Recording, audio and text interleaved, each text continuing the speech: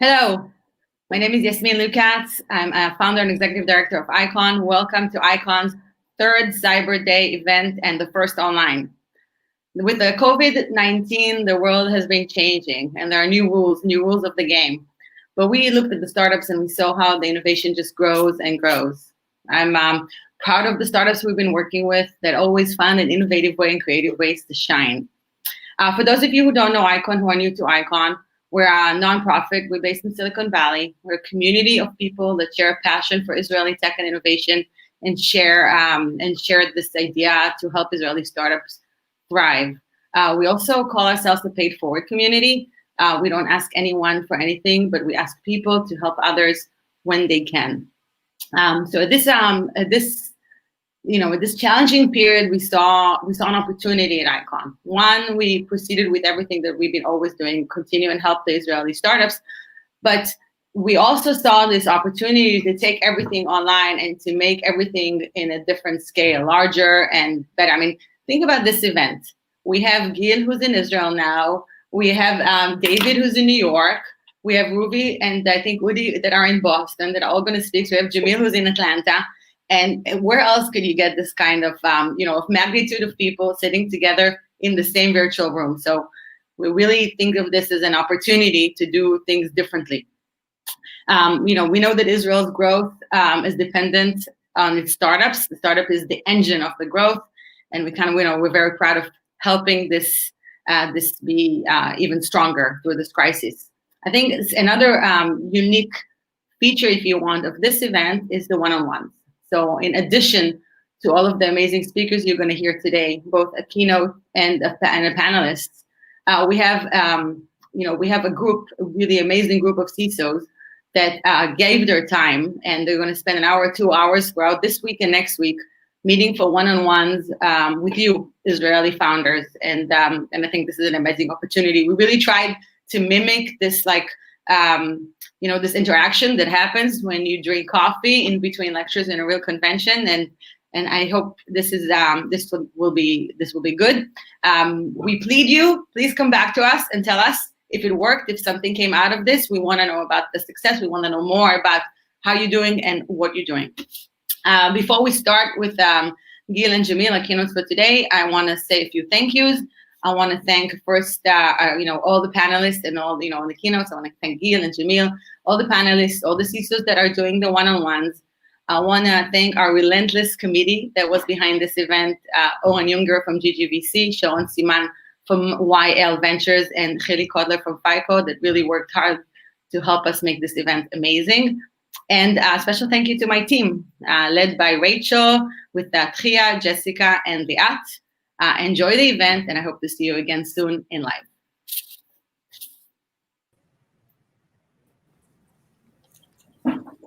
Thank you, Yasmin and Gil. It's good to be with you today. Hi, good evening or good morning for most of you. Pleasure being here. I'm excited to do this because typically I'm on the other end of the conversation, and I'm the one that has to get peppered with questions. And so I'm going to do my best impersonation of a journalist here and try to go through this list with you, Gil, and hopefully it's a good, lively conversation. And for all of you, if you have questions as we're going through this, please feel free to comment on the side, and we'll get to those as they come in. So to kick it off, let me ask you this, Gil. Many of us believe that there is an inevitable macro cyber event that will occur at some point in the future. What do you think this is going to look like, and what do you think the industry as a whole needs to do to be prepared for this? So first, I think you are right, and we will have at least one event, probably more than one event, that can be quite devastating. I think there's the new terminology that's being called now cyber pandemic, and we've learned over the last few months what a biological pandemic looks like. I hope that the cyber pandemic is not going to have the same effect, but we already know that the cyber pandemic, if we now learn that in a biological pandemic, for example, one patient infects 2 or 2.3 others, in a cyber pandemic it can be dozens or hundreds. And actually in cyber attacks so far, the ratio is nine times bigger. It's like 1 to 20 or 1 to 27 sometimes.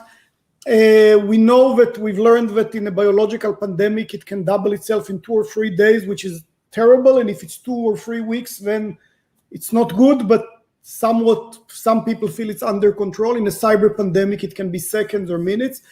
And I do believe that we have to get ready. Now, I have no clue what pandemic it will look like. I don't know if it will be controlled or if it will get out of control. What I do know that we need to build the infrastructure to contain it, to block it, to prevent it, and to do it in real time. And we will have not days or weeks to set up the infrastructure. We would have minutes or seconds to turn on the preventions. And again, I think we have a lot of technologies that can prevent attacks automatically. We have a lot of technologies that can do that. I mean, we in Checkpoint, we have what we call Threat Cloud, which is one cloud that contains all IOC. It feeds all the attack vectors, the endpoint, the network, the cloud, the mobile, with the same preventions that can be relevant, the browser that can be relevant to every device. And within seconds, we can take something and move it to prevention. So I think that's been something that was very dear for me, building it for the last 5 to 8 years. I mean, I think we're building such an infrastructure. So cloud is obviously a hot topic, and a lot of organizations are migrating, if they haven't already, into that space. And I think along with it comes a variety of security requirements and needs and so forth.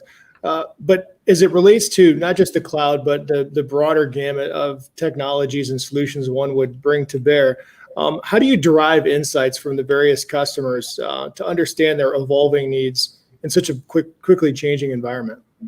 So first, I think one of the challenges is that most of us don't fully comprehend the needs that we have on the cloud. Basically, the cloud takes the IT infrastructure that we built over, let's say, 30 years, and in 2 or 3 years replicates it in a different environment. And over these last 30 years, we built a lot of security controls. And now we need to apply even more controls, because in the cloud now there's new innovation, there's new workloads and new serverless functions and new applications that we don't control. And we need to secure all of it. And we don't even understand how much we need to control. So some of it is moving traditional controls like network access control and threat prevention from the traditional network to the virtual network.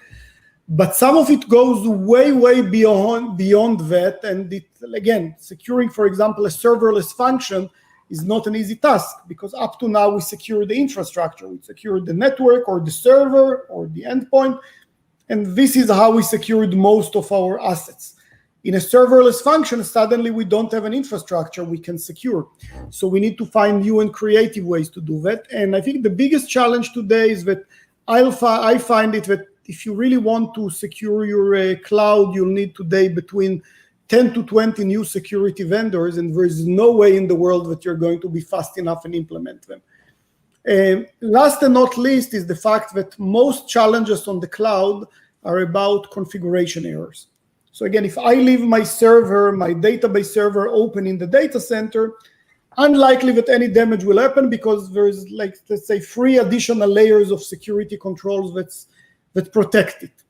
In the cloud, if I leave my database server open, it's in the middle of the internet with a 10 gig link and with thousands of people watching it. So within minutes, somebody will be inside. And by the way, we've seen that, and we're seeing it all the time. A developer leaves the key of an application in GitHub.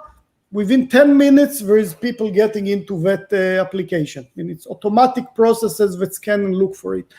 So you need to make sure that it's very, very well, tightly controlled, and what we could call it cloud posture management. And how do you make sure in real time, all the time, everything complies to a certain policy and a certain set of standards that you need to apply to all your cloud assets.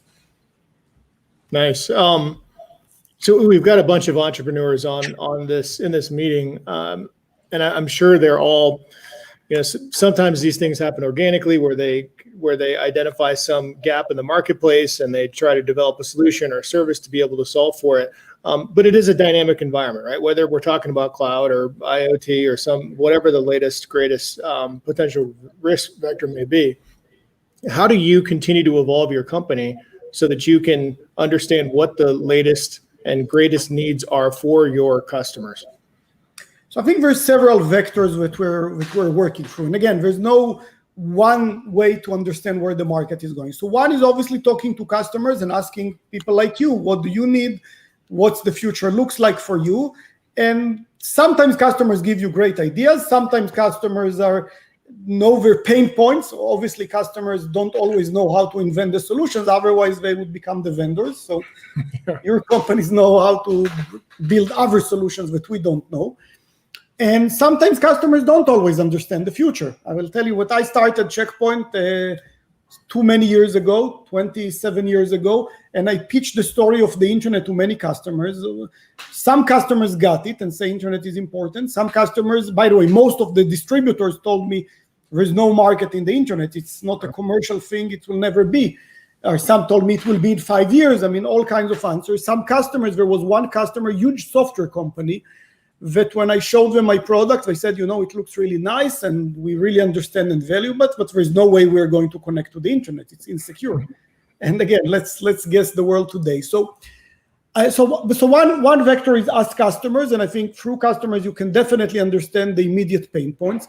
Another one is to understand the market. And again, that's why we have so many people that are smart and understand the market is, again, divided into two. One is understanding the directions, cloud, IoT, and so on. And one is our research function that every day analyzes everything on the internet, hundreds of people, and find vulnerabilities. And believe me, this research thing with Checkpoint is something that we do for less than a decade. For years, we said we build strong enough walls. We don't need to understand the bad side. We're the good side. Less than a decade ago, less than 10 years ago, we understood that we need to understand much better the cyber part, the criminal side of things. And we have today, I think, one of the largest research teams on the network, all different domains. And I meet with them once a week, sort of, and every week they surprise me with the level of creativity and the level of vulnerabilities. From hacking to the network by sending a fax. You take over the fax machine through the telephone line, not through the internet line, and get into the IP network through the fax. All the way to, last week we had Sigrid, which is one of the most, I think the biggest vulnerabilities that I haven't seen. I think we are seeing a vulnerability like that once or twice a year, maybe even less than that. But through a DNS query to the Active Directory or any Windows DNS server, but it's always on the Active Directory, you can take over the Active Directory, which is the crown jewel of security and wormable. So, it can become a worm and proliferate throughout the company. So every week I'm getting surprised by I would assume that by now I will know all the tricks, but I'm still meeting them very often, and I'm still getting surprised by the level of vulnerabilities that we can find. So that's another vector that enables us to develop technologies. And the last vector is really looking at startups. There are startups with good ideas. There are startups that try the market. There are startups that develop cool technologies, and we acquire them. Not a lot, 1, 2, 3 times a year, but last year I think we've acquired at least 2 of these that were really, not large companies and so on, but cool technologies. One of them was a company of 2 or 3 people that I saw. And my people say it's not mature, it's not clear if it can work. It's about IoT. We can take the firmware of an IoT device, analyze it, give you a report if it's vulnerable or not, and even patch it on the binary without anything, which I saw. And my people said it's unclear if the technology will work and it's market that's not evolved. I looked at it, I said, we need to have it because this is kind of the cool technology that you see once in a decade. It's these are the 3 vectors: research, understanding the market, where the market is going, talking to customers, and again, the competitive landscape and the startup landscape, which brings a lot of idea to the market. I love it. And your last point there actually leads me to my next question, which is around acquisitions. And so what do you look for when you're targeting a particular organization for acquisition? Like, are there key things that are red flags immediately that you say it's a no-go if they exhibit some of those attributes? Are there certain specific things that are very attractive to you? First, it can range all over. Most of our acquisitions are technology acquisitions, but we've done also larger acquisition with companies that have significant install base and so on. I would say that the main thing we're trying to find is something that will fit the market need, that will fit every customer. We sell to, over 100,000 customers along the years. So we need something that will fit not just 20 customers like many startups have, but something that can fit thousands of customers. And it should fit our architecture. Everything we do is what we call the infinity architecture. It revolves around certain principles, and we need to make sure that whatever we build into Check Point will be part of that architecture. It's not a supermarket of 50 different products. It's one architecture that's all built together. Everything has to be best of breed. Everything has to have the highest level of security, but it needs to connect to one platform and be based on that. So that's the attributes from a technological standpoint. So for example, if we're focusing on IoT, we look at technologies on IoT. If we're focusing on cloud, and cloud is a huge focus right now, we look on things that are cloud. Remote access now is becoming also an interesting thing, even though we do it very, very well. But, we are all the work from home creates a lot of interesting ideas these days. And last and not least is the people. We're looking for good people that will stay. Many people feel that if they sell the company, that's their time to move on. We are looking for people that will stay with us for several years, and we have great success, by the way. All our latest acquisitions, the founders, the core team stayed with us for 3, 4, 5 years, which is, I wish it was even longer, but it's still a good enough time to kind of get it into the Check Point architecture, the Check Point culture. Gil, are there, just a real quick one follow-up there, are there specific things you think founders should do early on to better position themselves for an exit? I will tell you what's the common mistakes that I think most companies are making now. The one big common now that there's plenty of money in the marketplace. Many companies raise too much money, become too big too quickly. And they're actually making it more difficult for them, because instead of being a company that can support itself and can justify its investment, and whether it becomes a company that sells for $1 million, $10 million, or $100 million, it's a success. And I think the first thing you want to be if you're starting a business is be a success, is survive and be successful. And if you raise the $30 million, you're not going to be success if you don't sell for $100 million. And it's not everyone gets there. And also it's becoming, and the other thing is very simple. What the startups have that the big companies don't have, and remember, I'm speaking as, and what the startups all have, which we don't, is the ability to run fast. We also have good talent. We have plenty of resources and so on. What we don't have is people that can run very fast and can be extremely focused on what they do. And when a startup becomes 30, 40, 50, 60 people, they are not fast enough anymore. Everything has to be done by teams and groups and committees, and everything moves much, much slower. So if you can keep a startup small and run fast, then you'll get to your achievement, which is to bypass the entire market. And I think that's what startups needs to remember. Be efficient, be effective, be small, and run much, much faster than everyone else. I love it. I think that's great advice. And like an extension of that one, a question would be, what's your philosophy around board composition for smaller firms like this? Is it something that organizations should consider deeply at that point in time, or is it not really applicable until a later stage in the growth of the firm? I'll tell you that.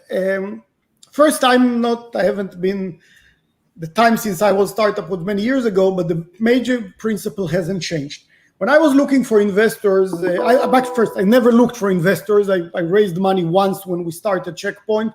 We raised about $250,000, so it's a very small amount by today's standards. And then we became profitable. We never needed to raise more money. But actually, our investors sold their shares and got few venture capitalists into Check Point. By the way, they're still on my board, so I still know the board members. I mean, they're still with me. And Then we were a very successful company. We're very small, like 5 or 6 people, but we already had started to sell in $10 million. Makes, and when you're 5, 10 people and you make $10 million, you're very profitable and growing very fast. So everybody was very excited to invest in Check Point. And I was like sitting in the back seat and interviewing all of them. I didn't need their money. I didn't want them, but they wanted to interview me and I wanted to interview them. And we got the best VCs in the world to knock on our doors, not on knock. They were like trying to break in. And the one thing I learned when I needed to choose a firm was actually very interesting, is which board members will support you. And I interviewed one company, very famous, one of the biggest entrepreneurs of the internet, of the software space. And he had 2 of the investors, VCs, on his board. And I asked him about them, and he said, well, they are top firms, both of them. They are like the top tier of Silicon Valley. Everybody knows them, and so on. And I mean, it was hard to differentiate. I said, okay, who do you choose between these 2 guys?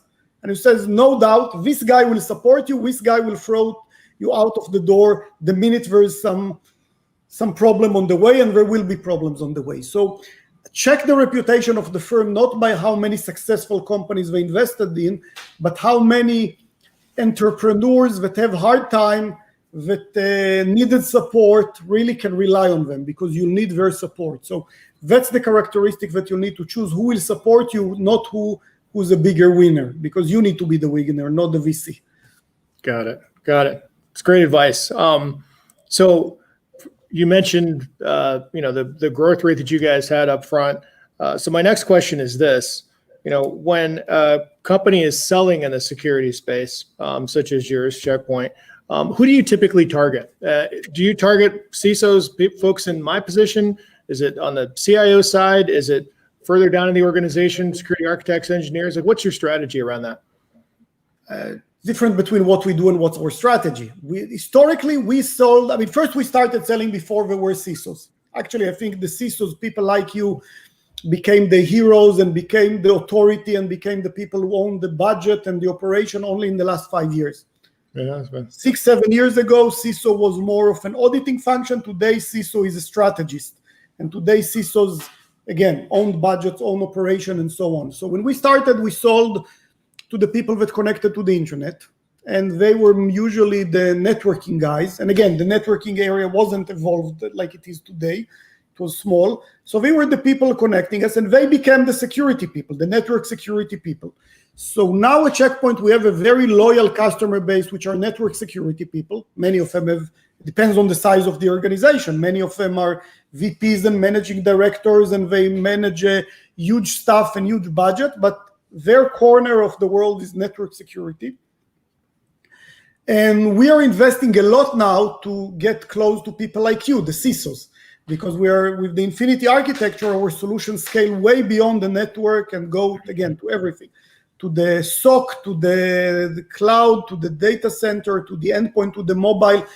And I think there's also a point about getting all the systems to work together.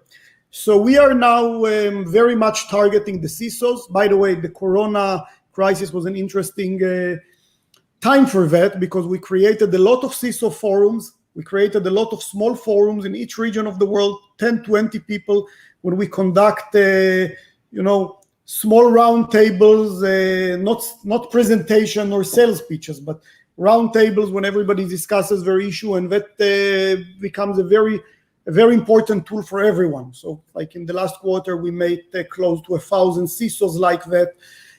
Many of them, I think more than half of them is people we didn't know before. Is people that didn't know Check Point before.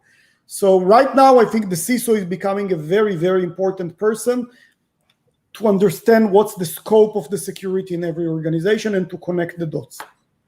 Got it. That's great. And it's a great idea around taking, I don't want to frame it the wrong way, but taking advantage of COVID to a certain degree, at least, by building out these virtual forums to expand your customer base and your relationships therein. That's outstanding.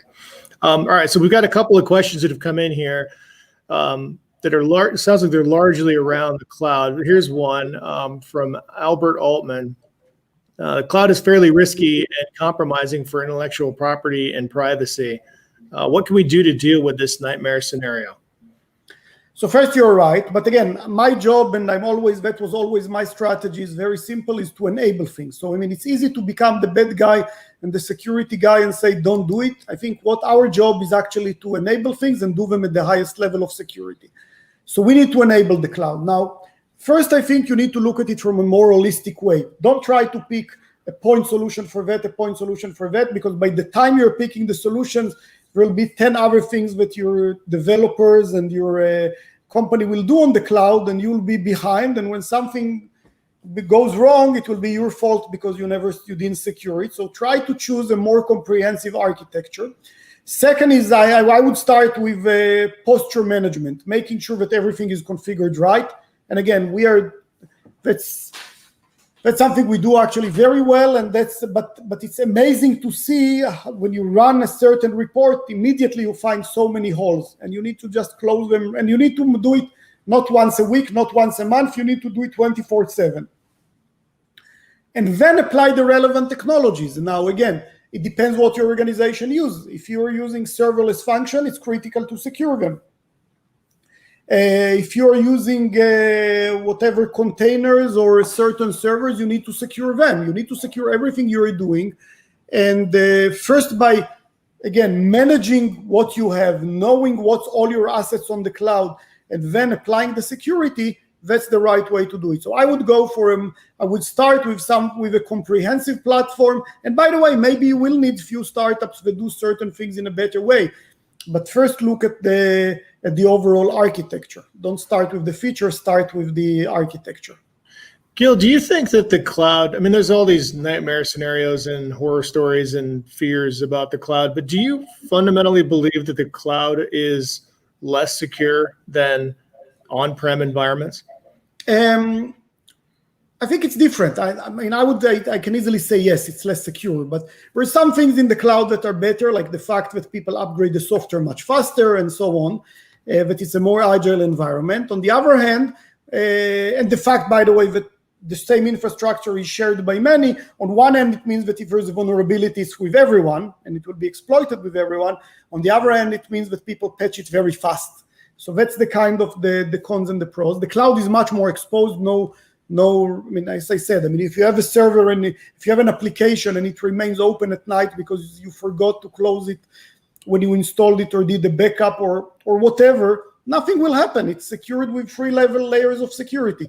You do it in the cloud, within seconds somebody is inside. And again, we've done these trials, leaving a server in the cloud, not even open, just unpatched. Do you have any thoughts around, here's a question that came in. Do you have any thoughts around this in terms, we talked about cloud, we've talked about IoT. What do you think is the next major security challenge that we're going to face? What's the next big thing? First, cloud and IoT are, again, we have years until we cover all of that and how we use them to the full extent and how we secure them to the full extent. So we have plenty of work on them. I think that the main one is what I call getting ready for the cyber pandemic. And again, we don't know how big the pandemic will be. If it will be a pandemic within your organization, if it will be a worldwide pandemic, if it will be an industry specific or a country specific. But putting the infrastructure that no matter what happens within a very short period of time, you can prevent it, you can stop it. The other thing is focused on prevention. Most of the new technologies today in the markets are about detecting attacks and reporting to you. And I think that's not going to work. When something happens in cyber, it happens in the speed of light. You cannot wait for the expert SOC guy to come in the morning and evaluate the damage. You need to stop it in real time. So it's about prevention and it's about stopping the pandemic. Again, it can be a small pandemic, but even a small one if it's your organization, it's big enough. And that's where we need to be. Now, what technologies will be in the future? I wish I knew. Fair enough. So there's been a bevy of great questions that have come in here. And so I think we're going to run out of time, but I want to try to get to a couple of them here if we can. Given the cyber skills shortage and the fact that AI can't fully replace humans, what types of things can organizations do to overcome this? So I think building an architecture, getting a more consolidated solution. I mean, again, I'm a Checkpoint will pitch that we can give you an architecture that will do everything, and I think we do. By the way, we're doing it in several places, and we do a good job. And you might say, you know what, I'd rather not put all my eggs in one basket, or maybe one vendor cannot do it all. It's fine, but moving from 60 vendors that many organizations have to 6 vendors or 12 vendors is still a big task. And the only way you can achieve that is by consolidating. You cannot manage 100 security solutions simply because all your stuff is busy upgrading and maintaining rather than fighting cyber, or rather than looking at the next challenge and enabling the next technology that's available from your vendors. You're busy in upgrading the old technology from last year because, again, upgrading or maintaining 100 products is a lot of work. So I think it's about building platforms that can be managed in an easy way, that are much more unified, much more consolidated, and then run fast. Again, I think that every CISO should build a plan for the next, 6 to 24 months and try to implement it. And I think today the way people work is saying, my next big problem is X. It will take me 6 months to solve it. Usually it takes you not 6 months, but 9 months or 1 year. And if you'll do the list of things you need to cover today, you'll get a list of 20 things that you should do. And if you do them, one a year or one every 6 months, it will take you 10 years to get there. And 10 years, the challenge will be different. So you need to say, my vision is to go there. I need to do it within, I guess I said 6 months, 24 months, and somehow it becomes easier. And by the way, it's true in general in life. When you have big visions that are doable, and I think it is doable, it's much easier to achieve than running every day after a different corner and in a different direction. So I think we're going to run out of time here, but this question just came in that I think is really interesting. And I'm personally, it scares me as well as excites me. What do you think is going to happen with quantum computing, and what's your involvement in that space? I think we're learning it. I'm far from being an expert on that. I think it's still many, many years ahead of us, at least 10. So I don't have a good answer for that, except that we're learning that like everybody else, and we will see what it will enable us. All right, I'm going to try to jam one more question in here. This is another great one that came in. What's your view on the future of compliance? Whether it's GDPR, CCPA, obviously privacy is a major, more recent phenomenon. What do you think is the next wave on that front? I don't know. I'm not an expert on compliance, even though, by the way, we have amazing set of solutions that ensure compliance on all the fronts, on the network, on the cloud, on all of these areas.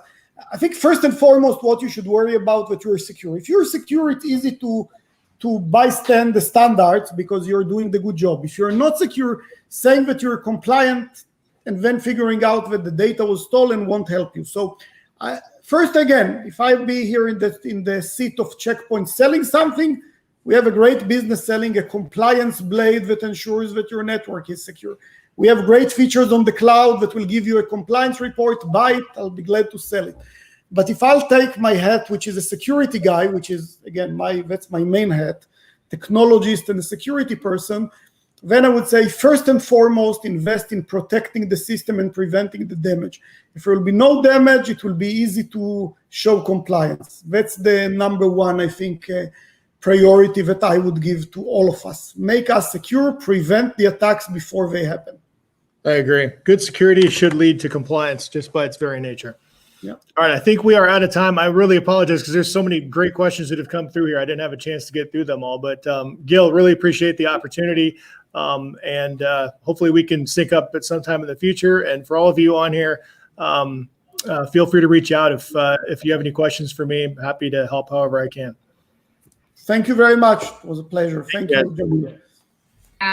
Thank you, Gil, and thank you, Jamil. This was amazing. And we now are going to break out to a few panels. And everyone who registered, you should have those links with you, but I'm going to post them also in the comments. Have a great day, and thank you for being with us. Thank you. Thank you, Yasmin, very much. Thank you, Yasmin and Icon. Thank you.